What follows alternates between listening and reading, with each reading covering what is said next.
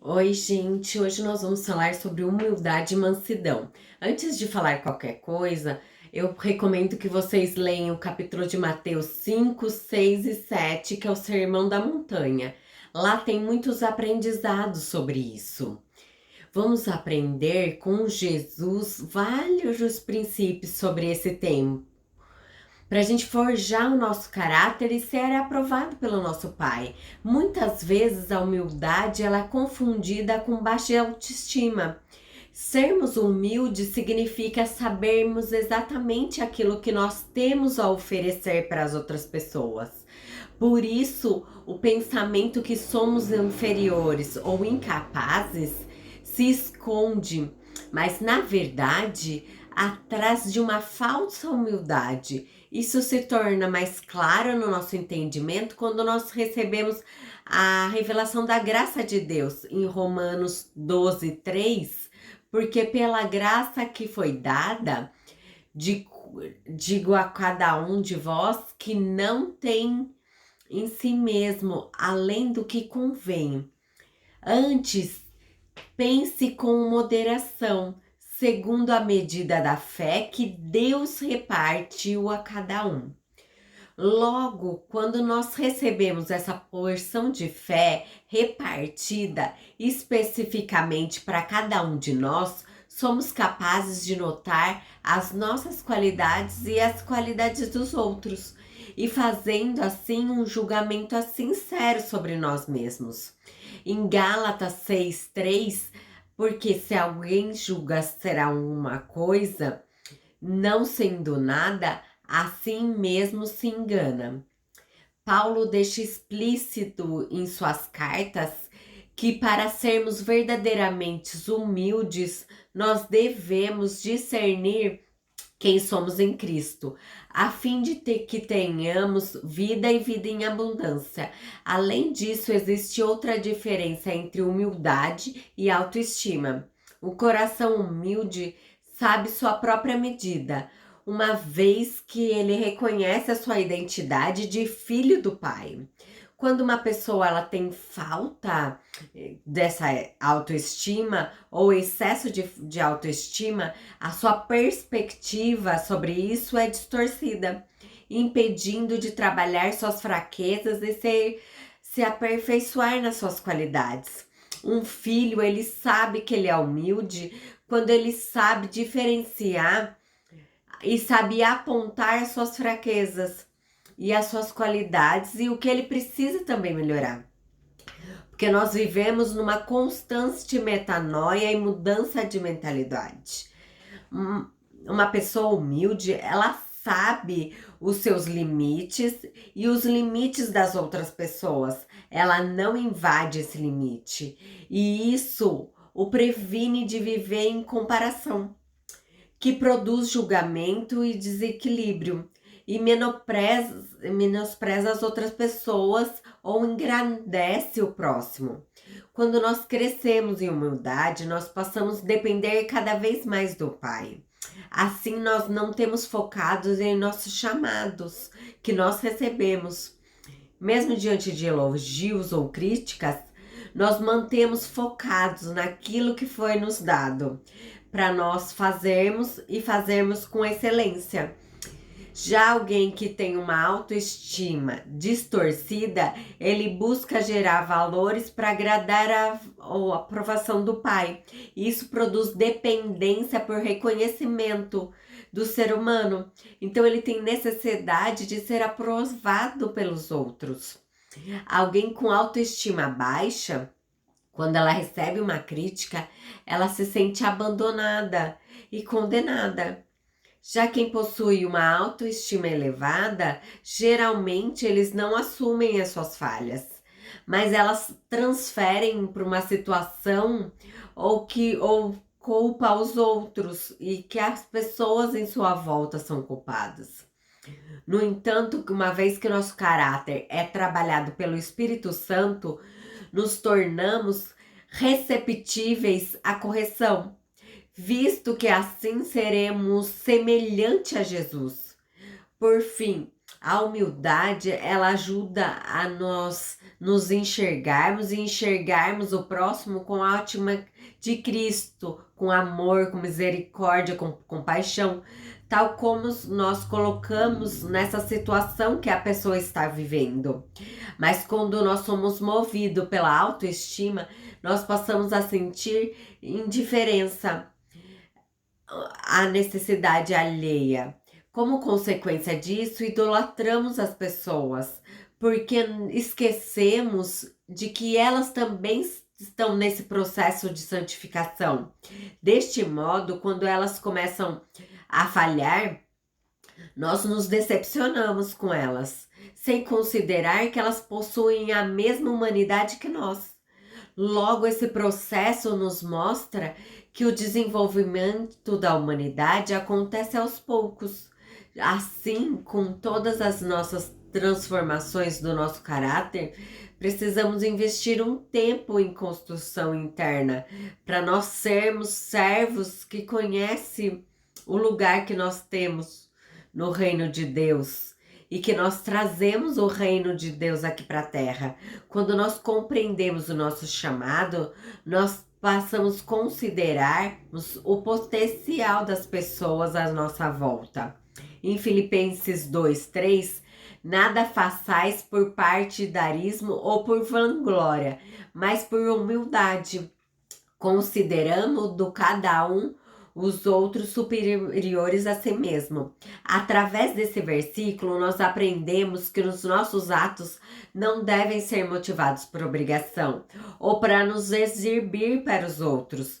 Antes devemos olhar para Cristo, uma vez que nós encontramos nele um exemplo de obediência e expressa a sua humildade em todas as suas ações. Em Filipenses 2, do 5 a 8, tende vós o mesmo sentimento que houve também em Cristo Jesus, pois ele, subsistindo em forma de Deus, não julgou como usurpação por ser igual a Deus. Antes, a si mesmo se esvaziou, assumindo a forma de servo, tornou-se semelhante aos homens, reconhecido em figura humana, a si mesmo se humilhou, tornando-se obediente até a morte, e morte de cruz.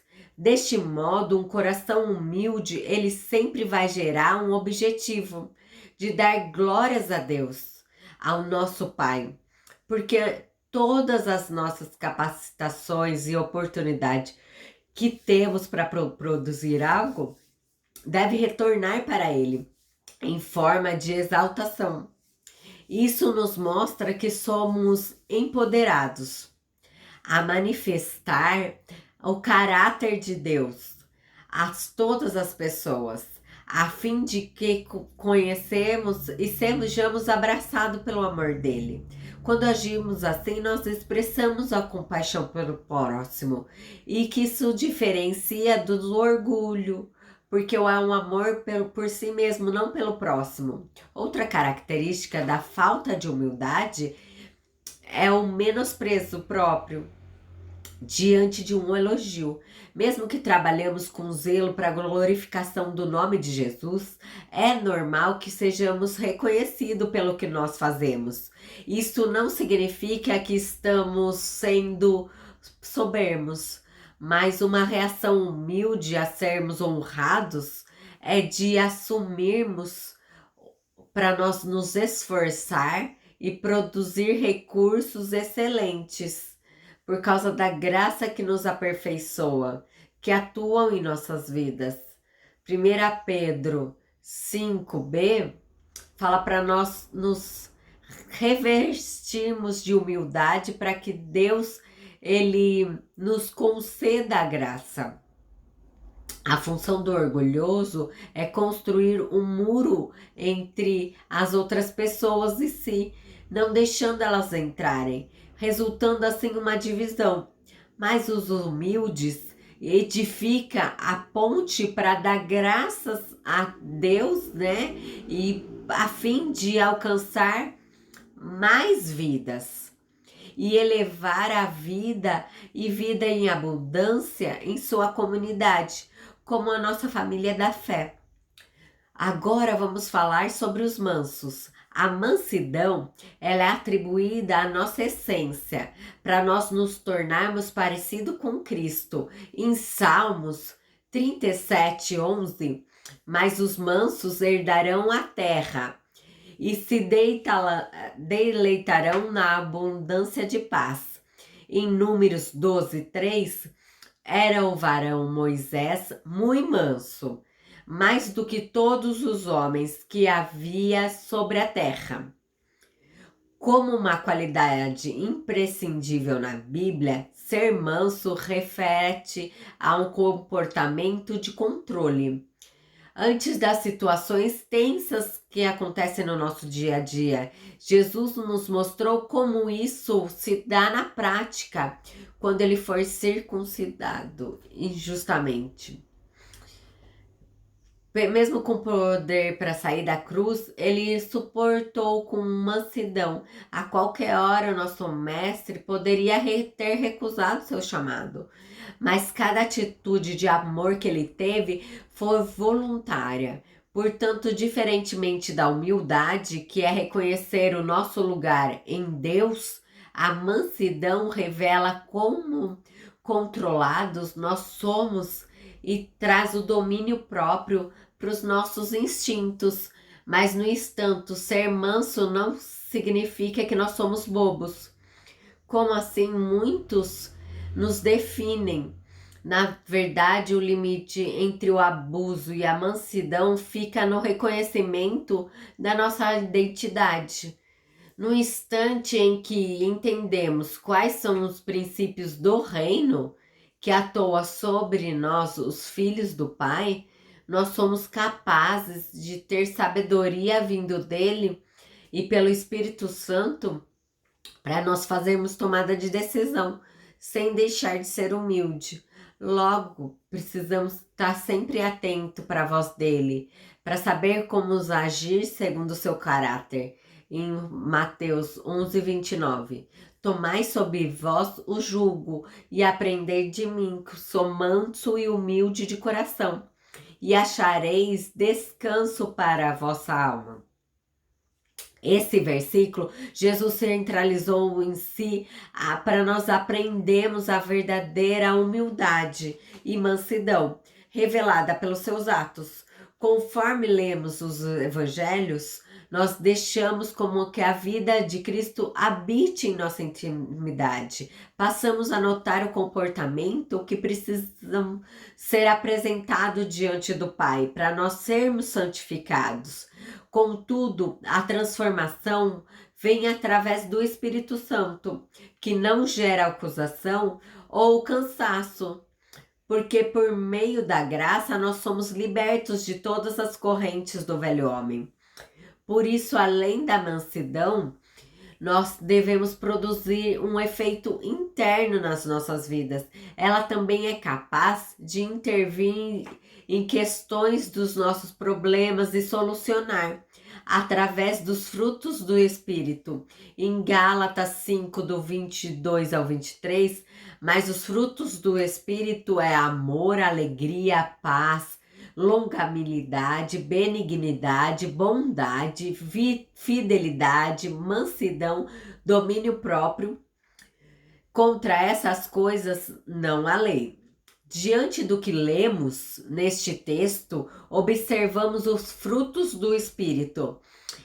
E é só o fruto do Espírito, ele tem várias partes que devem ser ajuntadas e para a gente ter essa totalidade, para o nosso processo de santificação. Cada parcela desse fruto do Espírito já existe em nós, uma vez que nós somos justificados. Basta nós desenvolvermos um relacionamento com o Pai para nós aprendermos como agir mediante a nossa nova natureza. Embora que nós não somos transformados imediatamente, nós temos que nos esforçarmos todos os dias para buscar esse caráter, né, de Cristo em nossa vida, para nós levarmos a glória de Deus em nossa vida. Em 1 Timóteo 6,11, tu, porém, homem de Deus, foge dessas coisas, antes sede a justiça e a piedade, a fé, o amor, a constância e a mansidão. Não esqueça de ler o capítulo de Mateus 5, 6 e 7.